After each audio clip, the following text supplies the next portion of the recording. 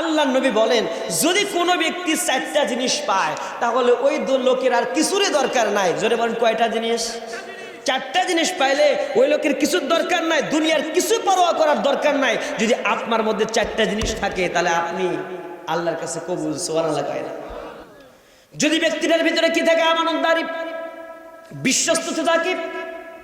ব্যক্তি যদি হয় আমানতদার, ধরে নেন এই এলাকার চেয়ারম্যান, এই যে কিছুক্ষণ আগে চলে গেল, যদি ব্যক্তিটা হয় আমানতদার, ভাই চেয়ারম্যান হোক আর চেয়ারম্যান হোক, তা সে যদি বিশ্বস্ত ব্যক্তি হয়, মানুষের হক মেরে খাবে না, এমন যদি বিশ্বস্ত ব্যক্তি হয়, যদি তার মুখের কথাটা সত্য হয়, মিথ্যা কথা যদি কোনো ব্যক্তি না বলে, আর 3য় নাম্বার হচ্ছে তার যদি খাবারটা হালাল হয়, যদি খাবারটা সে হালাল খায়, হারাম খাবার খায় না।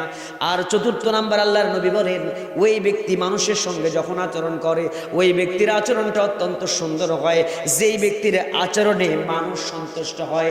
এই 4টা জিনিস যদি কোনো ব্যক্তির কাছে থাকে তাহলে ওই ব্যক্তির চাইতে উত্তম ব্যক্তি আর হয় না। কথা কয় না? তাই 4টা জিনিস অর্জন করার দরকার আছে না নাই? যদি বলেন কি? 1 নাম্বার কি? আমানতদারিতা।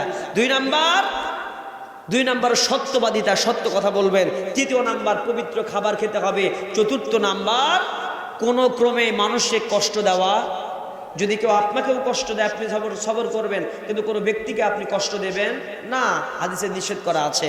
এখন দেখেন আরেকটা হাদিস শোনায় দেই এর সাথে, যে কষ্ট কেন দেওয়া যাবে না। দেখেন আল্লাহ তাআলা আরেক রাসূল সাল্লাল্লাহু আলাইহি ওয়াসাল্লাম একটা হাদিস বর্ণনা করেছেন, ওই ব্যক্তি জান্নাতি। জোরে বলেন কোন ব্যক্তি জান্নাতি? ওই ব্যক্তি। কোন ব্যক্তি? চেনেন তাকে? দেখছেন? দেখেন না? তাহলে আমি দেখায় দেই, ব্যক্তিটা এখানেও থাকতে পারে, ঠিক কিনা? আল্লাহর নবী বলেন, আল্লাহ রাব্বুল আলামিন ওই ব্যক্তিকে জান্নাতে দিয়ে দিবেন যেই ব্যক্তির ভিতরে 3টা জিনিস পাওয়া যাবে।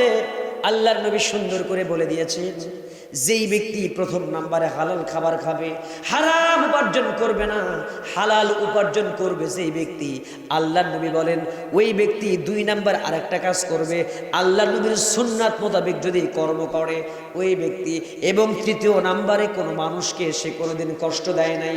আল্লাহ রাসূল বলে দিলেন ওই ব্যক্তিকে আল্লাহ রব্বুল আলামিন জান্নাতে দিয়ে দেবে।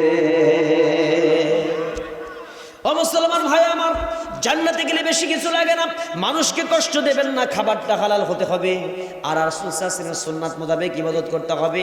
এই কাজগুলো যদি করতে পারেন আপনার জন্য জান্নাত। ও মুসলমান, এই যে লোকমান থেকে একটু শিক্ষা নিয়ে নেন। হযরত লোকমান কেমন মানুষ ছিল?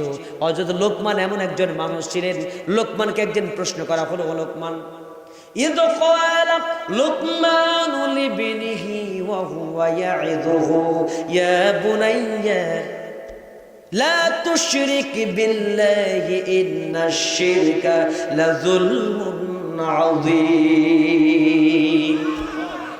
আল্লাহ তাআলা বলছেন, ইদ মানে যখন কয়লা বলল লোকমান, হে লোকমান বলছেন কলিজার টুকরা, ইয়া বুনাইয়া, আমার কলিজার টুকরা সন্তান, ওয়া হুয়া ইয়াইদুহু, উপদেশের ছলে বলছে, ইয়া বুনাইয়া, আমার কলিজার টুকরা সন্তান, লা তুশরিক বিল্লাহ, খবরদার খবরদার আল্লাহর সঙ্গে শিরক করবা না, ইন্নাশ শিরকা লাযুলমুন আযীম, শিরকটা হচ্ছে সবচেয়ে বড় জুলুম, আল্লাহর সঙ্গে বড় একটা জুলুম করা। হযরত লোকমান তার সন্তানকে শিক্ষা দিলেন যে খবরদার শিরক করা যাবে।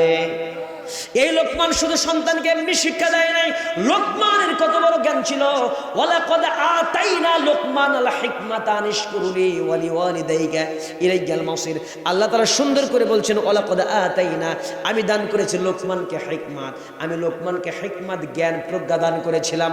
এই লোকমান প্রজ্ঞা জ্ঞান খাটায়া এমন কাছে আল্লাহর এত নিকটবর্তী হয়েছে, আল্লাহ রব্বুল আলামিন লোকমানের কথাগুলো কোরআনুল কারীমের ভিতরে ঢুকায়া দিয়েছে। বলেন সুবহানাল্লাহ।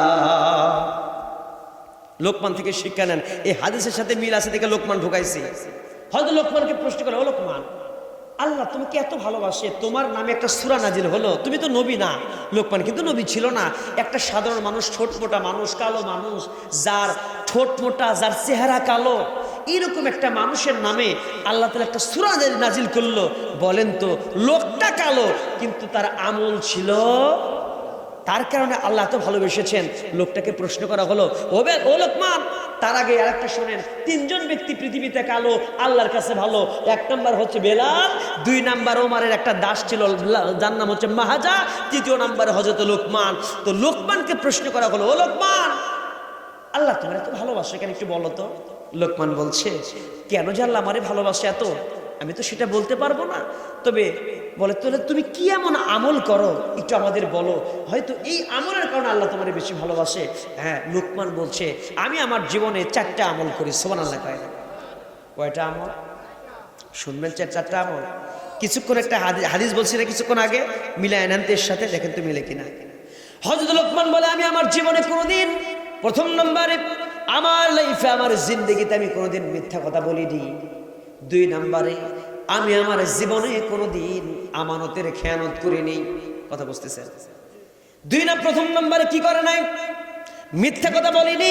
চিন্তা করে দেখেন, লোকমান জীবনে মিথ্যা বলে নাই। আমরা মিথ্যা বলি কিনা বলি?